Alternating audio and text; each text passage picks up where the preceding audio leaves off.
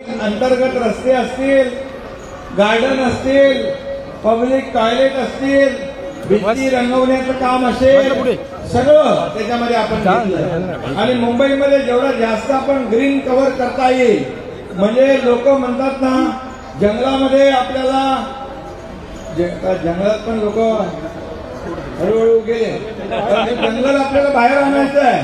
Urban forest ही संकल्पना आपण मांडलेली आहे। मोठ्या प्रमाणावर झाडांची लागवड होईल, त्या ठिकाणी आवश्यकता भासेल तिथे आपल्या आयलंड तयार होतील, तिकडे कॉर्नरला झाडं लावली जातील, रस्त्याच्या मीडियममध्ये झाडं लावली जातील, जेणेकरून आपलं पोल्युशन कमी झालं पाहिजे।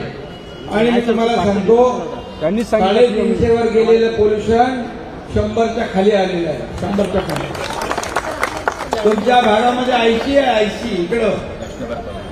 आणि म्हणून तुम्हाला मी सांगतो की हा अभियान जे आहे, आणि यासाठी बाबा खाली बसा, ज्येष्ठ नागरिकांना मी शुभेच्छा देतो।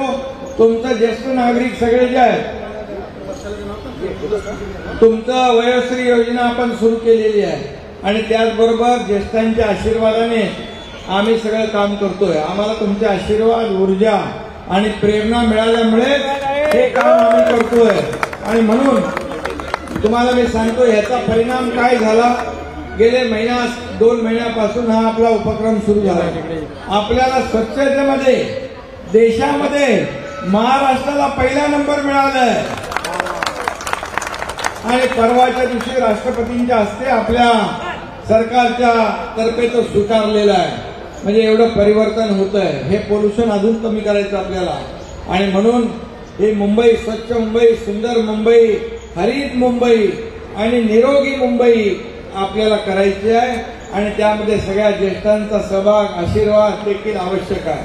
ज्येष्ठांसाठी देखील आपण वयोश्री योजना सुरू केली, आणि त्याचा देखील लवकर आपण त्याचं GR काढून तो मार्गी लावतोय। पण शहर तुम्ही इकडे आहात, आपल्या ज्येष्ठांसाठी विभागामध्ये विरंगुळा केंद्र, म्हणजे तिथे गेले पाहिजे, टाइमपास काय कॅरम असेल, जे काय असेल टाइमपास ते करायला साधन तिथे उपलब्ध झालं पाहिजे।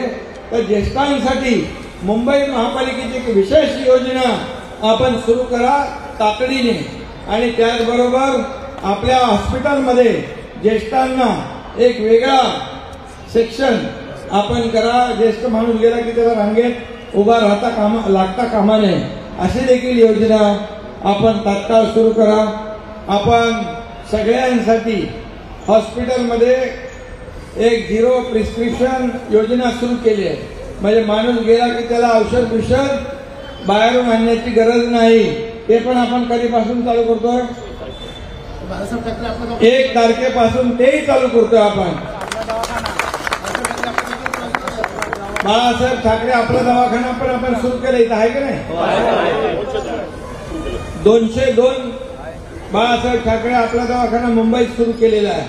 आपण बाळासाहेबांचे विचार पुढे घेऊन जातोय, तर बाळासाहेबांच्या योजना देखील नागरिकांसाठी केल्या पाहिजे ना, तेही आपण सुरू केलेलं आहे।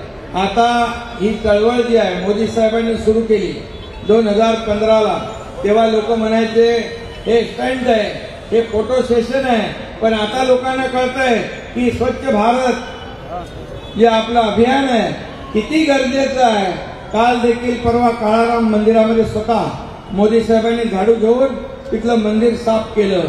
ती देखील आपल्याला 22 जानेवारीला अयोध्येमध्ये भव्य श्रीरामाचं मंदिर शुभारंभ होतोय, आणि त्यासाठी मुंबईतले सर्व मंदिरं स्वच्छ करायची आहे, सर्व मंदिरांवर लाइटिंग करायची आहे, त्या मंदिराचा परिसर सुशोभित करायचा आहे। एक मोठा उत्सव, महोत्सव मुंबई महाराष्ट्रामध्ये आपल्याला करायचा आहे, आणि त्यासाठी सर्वजण लोक कामाला लागलेत श्रद्धेने, भक्तिभावाने। काही लोक आता हे आपल्या स्वच्छता अभियानावर टीका करू लागले, करू द्या त्यांना टीका। ते बोले मुख्यमंत्र्यांनी कमिशनर आहेत, कमिशनरनी काम केलं पाहिजे। आता मुख्यमंत्री आल्यामुळे तुम्ही आलात की नाही, सगळे नागरिक आले की नाही? तिथं 7-8 हजार नागरिक होते, आता एवढे नागरिक रस्त्यावर उतरले तर मुंबई एकदम चकाचक होऊन जाईल। आणि म्हणून आपण डीप क्लीन ड्राईव्ह घेतोय। त्यांना भीती आहे क्लीन स्वीप होण्याची. आता म्हणून ते बोलू द्या, त्यांना काय आरोप करायचा तर करू द्या. 25 वर्ष काय केलं नाही, पण आपण आता नागरिकांच्या आरोग्यासाठी हा मुख्यमंत्री जमिनीवरचा मुख्यमंत्री आहे, तुमच्यात एक सर्वसामान्य मुख्यमंत्री आहे. त्यामुळे मला या गोष्टीची जाणीव आहे आणि म्हणून मुंबईसह संपूर्ण महाराष्ट्र या डीप क्लीन ड्राईव्हच्या माध्यमातून आपण स्वच्छ महाराष्ट्र करू, लोकांना रोगराईपासून मुक्त करू, प्रदूषण मुक्त करू आणि त्याची सुरुवात झालेली आहे. खड्डे मुक्त मुंबई करू. आपण सगळे रस्ते सिमेंटचे करू. सिमेंटचे रस्ते झाले तर 25-30 वर्ष काय बघायचं काम नाही. मग नुसतं झाडू मारला तरी स्वच्छ होऊन जातो. आणि मग हे सगळं आहे तुम्हाला लवकरच दिसेल दृश्य स्वरूपामध्ये.